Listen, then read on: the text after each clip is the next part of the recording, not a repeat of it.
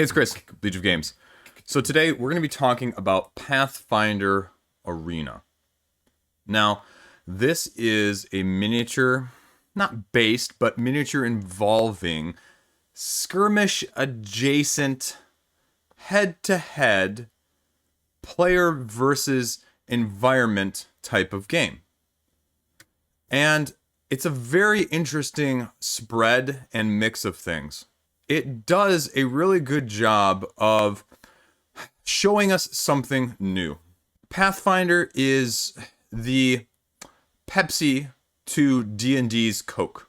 And this is the first non-card-based iteration, I believe, foray into the tabletop board game side of things. We have seen the card version, but this is something completely different. What is it bringing to the table? Why do you need to consider it? What is it doing really well? What are some of my concerns about it? And a little bit of everything in between. Let's also talk about the campaign itself and a little bit of all rolled into one. Should you back it? So let's talk about all that stuff in this video right now. Let's go. So we're going to start off here with the rulebook. The rulebook is relatively well done. I'll give them a lot of credit for that. Of the three major campaign rulebooks that I've read in the past couple days, Pathfinder, Harakiri, as well as Skyrim, it falls solidly in an, you know what, this is a pretty decent rulebook for a prototype pre-production sort of game. There are definitely some ambiguities in there that I would like cleared up a little bit in terms of some of the attacking and triggering the attacks, and just some clarity in terms of some of the iconography. Just needs just a further key of saying this is what this does, this is what that does, this is how this interacts. But there's nothing breaking in there making me go, oh geez, this is unfinished. Oh geez, this is, no. I mean, this is a solidly finished rule book that I get a very good glimpse of what the game is trying to do, what it's trying to accomplish, how it's trying to accomplish that. It just could use some fine tuning in that sense. It is by far not the worst rule book that I have read in the past 6 months. I mean, it's really pretty good. About the B plus ish on the Kickstarter production side of things. The prototype, I mean, it's a prototype, right? I got prototype stuff. I got a bag sitting next to me of tokens and cardboard chits and all of this stuff like that. Now, let's talk about the actual mechanisms, though, of this game. Because that is where this game is either going to shine or it's going to be something that you're not interested in based on those. Because it's doing some unique things very well, and it's doing some unique things that I still think could use some fine-tuning.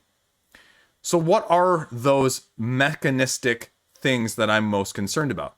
Let's pull up the page here. Maybe I can show you as well as talk to you at the same time, because I don't have it sort of laid out in front of me. I don't have the new studio set up yet. So here is the Kickstarter page, right? So here's the Kickstarter page right now. We'll get back towards the end of the video of should you back this or not, but we're going to talk about a little bit more of just what you should know mechanistically. So I'm going to give you just a brief overview on some of these things. I mean, the page gives you enough. You can go read the rule book, but let's apply rubber to the road, because the question when you read this is always, well, how well does it work, right? You've got the 6 core ability that everyone are familiar with from a tabletop setting. So I'm not going to go over those. They slightly influence things. Intelligence is magic, clearly. Wisdom. Now, this is the special attack thing. Item destroyer, and then the charisma is the ability to interact with deities in their shrines on the map. In the first place, the monsters are going to go, and you're doing 4 rounds overall, the monsters getting stronger and you getting stronger alongside of that. Now, the interesting mechanism, number 1 here, is the moving of the arena, allowing you to orthogonally change the positions of the tiles themselves. You are starting with a prearranged, but randomized setup on the board of this grid. And the interesting thing, and you can see here on this picture, a couple things that are of note when you're looking at this.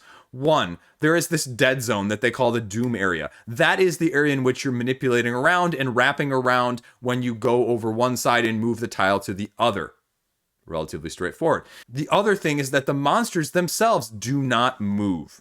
So you are manipulating the tiles in order to manipulate the monsters to potentially interact with your opponents or set your opponents up for getting attacked or dealt with in the first place. The second thing, and you can see it a little bit on this picture, is that on this, it's a little bit more clear. On the prototype, it's a prototype. You can see the wall layout. Now, these tiles can be arranged in any one of the 4 sides facing any way. So when you randomly place them down, you are going to have a random board in each section and segment and time you do it, that the corridors are going to be completely different and they're going to be a mess, frankly speaking. And I say that in the sense that you're going to have probably passages of 1 or 2 or 3 that are going to be, the typical. I mean, I don't remember seeing anything with 4 or 5 or 6 in my setups. And so I think this is a little bit not really reflective of what I've seen necessarily in my actual setups. And so manipulating those is another key aspect. How good of a spatial reasoner are you? Because you're going to manipulate 360 of the tile you're on, but also of that gap area, one of the orthogonal directions of that one of the 4 ways that you can maneuver it as well. So that is the interesting mechanism that they're doing here in order to manipulate it beyond you just moving around. The other very clever thing that they're doing, the other mechanism that I think shines the best and is really a little bit of a twist on other things we've seen, things like Dragonfire, where you're allocating resources and trying to put 2 here and 1 there, or Marvel United, where you're trying to allocate a little bit of this here and a little bit of this there, and how do you want to do it, especially given the wild cards, is going back to these abilities, right? You picking up these tokens off of the board and then getting them, essentially, between rounds when you level up, but also when you pick up one off the board, you get one of the opposite type. So if you pick up a strength, a dexterity, or a constitution, you're going to get an intelligence or a wisdom or a charisma of your choice to correspond to it in order to gain strength. And the innovative thing that they have done here is that between turns, at the beginning of your turn, you allocate all of these resources to each of these columns. And we were going, well, Chris, if I've got 3 of them, I'm just going to put in 3 and get them. Well, right? Well, kind of, but not really. Let me show you a little bit differently, a little more blown up view, if you will. And so here you can see I have the elf rogue. And so you can see that in these dark squares are when you get an additional, attack bonus here, or additional action, or additional armor. Well, it's nice because, it takes 2 to get there, and then 2 there, and then 2 there, and so it's every other essentially getting you that bonus. These same ability tokens that are going to get allocated on here are also the main driving mechanism of being able to use the spells, the abilities, and the equipment that you're going to be gradually picking up as you get stronger as well. So is it going to behoove you to have 4 strength tokens here to get an extra 2 damage? Or can I get 2 base damage just by allocating 1 strength, 1 dexterity, and 1 constitution to my telekinetic crossbow and allow me to attack from 4 spaces away instead of being melee in the same space, which is going to create attacks of opportunity as well as potential damage and negative points on my side of things?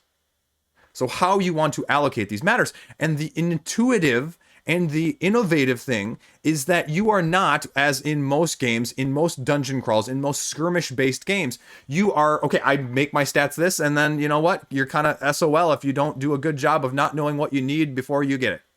So the nice thing here is that every start of every turn of yours, you can mix and match these between your equipment, your abilities, and your actual stats themselves in order to adapt to what's in front of you each and every single turn. I don't want to spend this turn an action rotating my square 90 degrees in order to get that wall out of my way. I'm instead going to put an intelligence on my phasing ability, which allows me to phase through walls instead, thus using one of my tokens instead of one of my limited 4, maybe 5 if I've gotten 2 dexterities of actions that I'm allocated each turn. So that is really nice. I really like that. I think that's really clever in order to manipulate back and forth on a turn-by-turn basis. Now, you're going to worry, okay, well, is that going to be AP inducing? It's really not, because you really don't have that many options, and it really becomes very easy to navigate. It's not something we found ourselves waiting for each and every turn when a person was doing it at the start of their turn. Because also, even though it's sort of a chaotic mess on the field, as you can imagine, you sort of get a glimpse because it's also big enough that you don't feel penned in just touching and being next to the other person or monsters all of the time. Now, obviously, that changes as you level up because, 1 level 1, 2 level 2s, 3 level 3s, 4 level 4. So there's going to be more when you get higher up, but then you're also going to be stronger too, so you can mitigate it a little bit better. You're going to have more actions, you're going to have more armor, you're going to have more attacks. It's going to go more fluidly. So it balances itself out pretty well that way. I mean, the combat is diceless. So if you're looking for a non-completely random combat system, I mean, it's relatively straightforward. It's relatively boom, boom, boom. You either do it or you don't. And if you can't take a monster out in essentially 1 turn, then doesn't matter, because if you can't deal enough damage, they don't die. They regenerate their health every turn. So it's not like, someone's going to kill steal in that sense. You don't have to worry about that. You don't have to worry about the dice element of things. So that's nice as well for those of you that are looking for something less completely chaotic in that sense. Now, obviously, with that board mechanism manipulation, with the turning, with the manipulating of the monsters in that sense, I mean, it makes the AI relatively straightforward too. Either you're in range for my attacks or you're not on my turn. And I didn't mention this, but I mean, it's my turn, monster's turn. Player 2's turn, monster's turn. Player 3's turn, monster turn. Rinse and repeat. Level up between rounds. And again, that's something sort of nice and sort of a pro and a con here. We'll kind of go halvesies on that. The leveling up is nice. The abilities are, for the most part, useful. There are some that I will say are slightly more useful depending on the circumstances. I would like to see a little bit more taken into account there.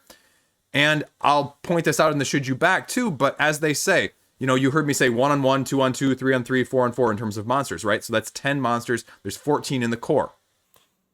In terms of that, in terms of the item deck, in terms of the actual abilities. Again, balancing I know has to be there, but I think there's a reason why the stretch goals are what they are at this point, because the stretch goals are adding basically more of those 3 things, and that's the same thing you're seeing with some of the expansions. And so the core with the stretch goals, I'd say, is where it really needs to be. Because I did feel that there could have been more in the base game in that sense. You don't need a ton more. But I don't want to see the same monsters every time, right? I mean, like, I had 2 level 1 monsters. So I'm either seeing the Minotaur or the other ogre guy, I forget which one it was exactly, every single time. It's either or. I mean, you can say the same thing with Kingdom Death Monster, which is a completely opposite end of the spectrum, where people were like, I fight the same lion every single freaking time. Then I fight the goat every single freaking time. But that's what I'm saying, is it doesn't have to be massively different. I mean, and there are levels of the lion and levels of the screaming goat that are making it different. But that would be my main concern, is that these aren't overly different. And correlating to that, there were certain stats at times I felt like I definitely could slack off on. I definitely slacked off on the wisdom for the most part. I definitely slacked off on the charisma. And I don't know balance-wise how that's going to work over repeated plays, because charisma is the deity. Some of the deity powers are cool and they can be very helpful, but am I going to be really significantly hampered if I never go for them? Or am I going to be significantly hampered if I really choose to maximize them out? If I'm more of a warrior and I don't really care about my wisdom or my intelligence because I'm not using my magic abilities. The other thing I'll say is that some of the expansions, I mean, they're throwing in characters. The base game only has 4 different characters. And so you're going to play with one of the same 4 if you play with 4 every single time. Which, again, I wouldn't mind a 5th or even a 6th in there. But again, that's the stretch goals are adding those things. The expansions, which I hate to say are adding those things, but they're adding those things. And it wouldn't be bad to have a couple of those things if you didn't have the stretch goals and this was just your core retail, then I would worry about having a slightly less than full game that I would be completely happy with. It's just fair. I mean, it's the crowdfunding, and that would be maybe the main reason you consider backing it now versus waiting for it from a retail side of things if those stretch goals are more exclusive. The other nice and sort of weird thing at the same time is, we're always, when these skirmish games, we're always worried about like attacking each other and positioning around each other, but you're really more worried about positioning around the monsters themselves, not only where you are currently at, but then also where your opponents are and how you can manipulate the board to get the monsters closer to them necessarily. The other random variable is this summoning that happens between rounds, because all of a sudden there's no one near you and the monster's on the other side, the last monster's killed, and then a monster is literally summoned on top of you, and there's nothing you can really do because they get an attack when they're summoned. And it doesn't get anyone else bonus points like it does if it's their turn and the monster is manipulated to attack you, but it gets you negative points. Because if you can't block it, I mean, I guess that goes to preparedness, right?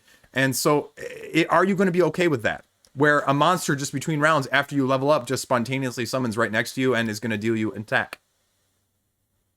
Sorry, that's just how the die rolled. Because that is the one time you roll a die, is to see where you start numbering in terms of the placing things down between rounds. And speaking of that, this is, I saw this a while back on Twitter or Reddit or whatever it was. It's from a design perspective. And this is the one thought I had when I was doing this is, right, so I've mentioned 1, 2, and 3, and 4. And if you've seen on the pictures in the rulebook, what you're doing is you're laying down some of these like little stat ability things, right? You're laying down some strengths, some dexterities, and some constitutions. And so as one of your actions, you're moving around and you have to go pick it up. The same thing with the little item pills and that allow you to get items. And the first part of the round, especially at the lower levels, like rounds 1 and 2, it seems like it's more just, you don't care about the monster. Screw it. Don't care what the monster is. Don't care what the monster does. You know what? I just need to get those stat boosts.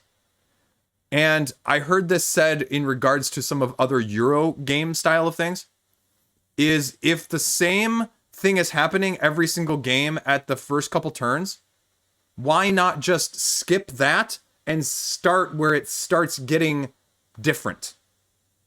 And so that would be my one thought or my suggestion in that regard, is just give us a little bit more stat boost. Give us, a little bit more asymmetry to start off, like give the warrior an extra strength, give the magician, give the wizard an extra intelligence, give the rogue an extra dexterity so they get 5 actions. Give it a little bit more than just the one level 1 card that makes them slightly different. Because again, even then, most of them are non-attacks. So your strikes, when you start out, are doing 0 damage. So if you don't get that extra strength one that is laying on the board and someone beats you to that, or you're 3rd or 4th to go and you don't get one of those, and you can't get one of those item tokens, you're kind of SOL until the end of the round and you level up, which is a little bit boring and a little bit disconcerting. So why not just start everyone slightly higher, slightly more advanced, make this game 3 rounds, and have everyone start out just a little bit more powerful to get everyone more engaged. So if you get lost in the shuffle for the essential race for those tokens at the beginning of rounds 1 and 2, you aren't just sort of SOL and behind the 8 ball. That is the one criticism that we kind of felt like, okay, well, we're not really worried about each other. We're not really worried about the monsters even. We're more worried about getting those ability tokens and, that side of things, and the item tokens at the beginning of those rounds more than anything else. And that's not really what Pathfinder is about, though, right? It's about the questing and the fighting the monsters and defeating them, not necessarily about scurrying around trying to beat someone else to get a token. It's just not. So that would be the one thing that I would say, and I don't know how much that changes from a design perspective of just making everything, just shifting everything from 1, 2, 3 to 4, just shifting it to 2, 3, and 4. That was our main concern. Because once you get some of that stuff, then doing 2 or 3 or 4 damage is really, it's much easier. The other thing I'll say is, there are miniatures. Pathfinder is known for their pawns, right? The standees. Pathfinder pawns are a thing because Pathfinder did them and has done them and continued to do them for all of their stuff. And I don't know why this had to go the miniature route. I guess that would be my question, is you have beautiful standees out there. You have seen other companies do beautiful acrylic standees. Why go with miniatures on this one?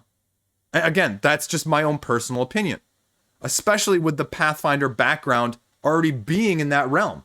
I mean, I know table presence and all that, but it's also price point, which we'll talk about in a minute when we talk about whether or not you should back. But it ties right in. The event tokens, you've got 4 different effectively elemental tokens that are on the board as well. They just seem a little bit off to me. And I mean that in a positive way. Like, you've got the fire token, which allows you to make a monster have 2 more damage on their turn, the monster's attack. Or you have the water token, which takes away 2 damage from the monster's attack. And then you have the wind one, which gives you an extra action. And you have the earth one, which can take away an action from someone. And so it just seems, when you can't really go head to head, it seems like with the earth one, maybe you should just have that be something else like, okay, well, you just get a +1 attack bonus for 1 time only. Or the wind, you get to move an extra space, or your movements are doubled or something. I don't know. Being able, again, I understand you're manipulating the monster on the board and you're manipulating, the monster the same way in this, but it just seems slightly off for me. I can't quite place it, but with one that is less PvP and more PvE and manipulation of E, I would like to see just, again, slight difference there. So let's go over to the Kickstarter page and let's just break it down a little bit in, should you back it? What is right for you? And if you should back it, what's the right pledge level for you to get? Okay, so back to the page here a second. And I want to point this out because I mentioned it and I know people have strong feelings about this. They did a 24-hour early bird that includes the price of the young black dragon.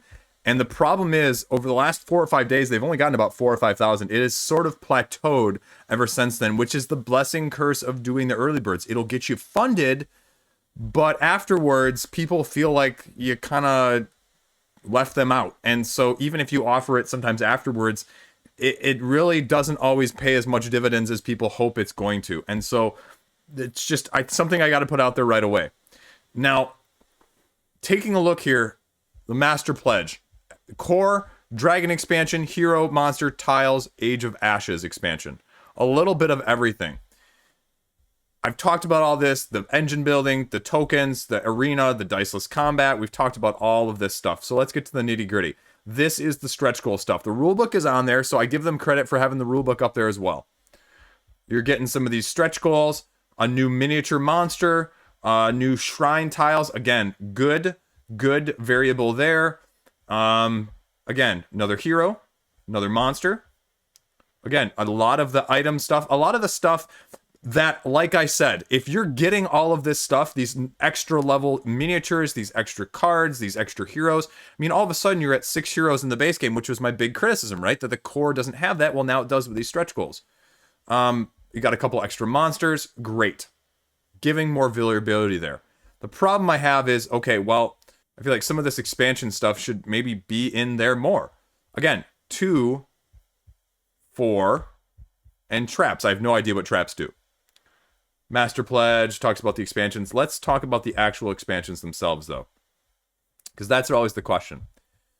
So, your optional buys right here. Age of Ashes expansion.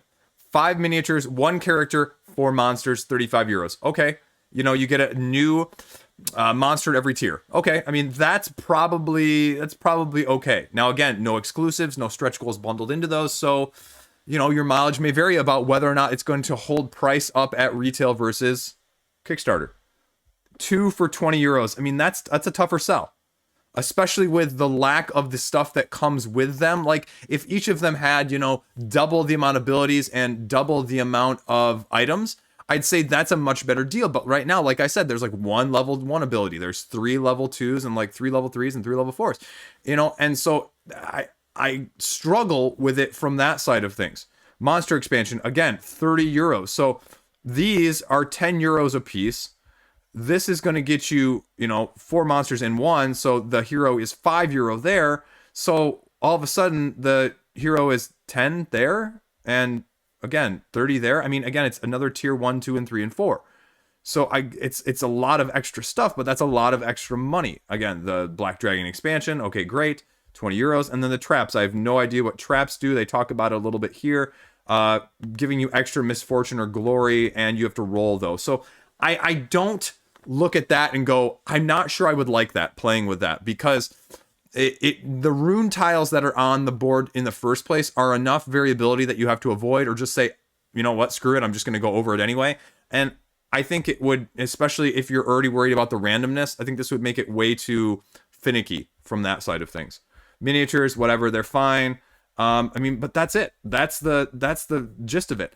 And so for $169 for the 24-hour early bird right there, but more importantly, for the, if you're looking at it right now, $186 for all of that, that's a lot of money. That is a lot of money, and I'm not sure if I were backing this right now, that I don't think I would personally want the trap tiles.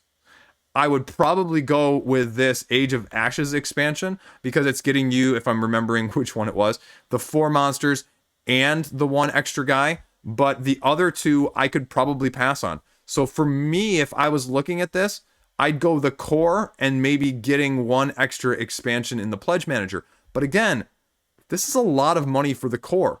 Again, you're getting miniatures, you're getting some nice ones, no doubt about that, no question about that. That's fine. But that's an expensive thing nowadays compared to what else you can get for the same price. So it just has to be stated regardless. But that is, you know, what my thoughts would be. So there you go. If you're joining in at this part and you are coming to the final thoughts, too lazy didn't watch, TLDW side of things, here's where it comes down to. This is a different twist on the skirmish game side of things. It just is. With not a whole lot of PvP, much more PvE, but PvE in the sense that there is a lot more manipulation of the actual the environment, than there is in a lot of these other games, because the monsters aren't moving, which is an incredibly weird dynamic. And I'm not sure if I like it or not. It definitely makes it easier to get the table in the sense that you don't have to deal with the AI of the monsters and how they're going to move, and oh, well, they're moving towards this guy with the weakest of this, or this guy with the most of this. It just kind of is. You have control of the monster on your turn, depending on how you want to arrange the tiles, or manipulate the tiles, or move your character in and out of range. At the same time, like I said, I think it needs sort of that step up where I would just cut off the beginning round of things and just make everyone a little bit extra powered at round 2. Obviously, there would probably be some issues and some dynamic changes with that, but that's just the feeling that we had after playing through it a couple times. And, you know, that's just my personal opinion. And again, it felt a little bit too rushed at times trying to get those ability tokens, and just not enough of what I think of when I think of Pathfinder. I don't think of that when I think of Pathfinder, and so I think that is the biggest disconnect that we had with it, and why I would maybe almost slot it up to 3 rounds instead of 4, and just scale everything up 1.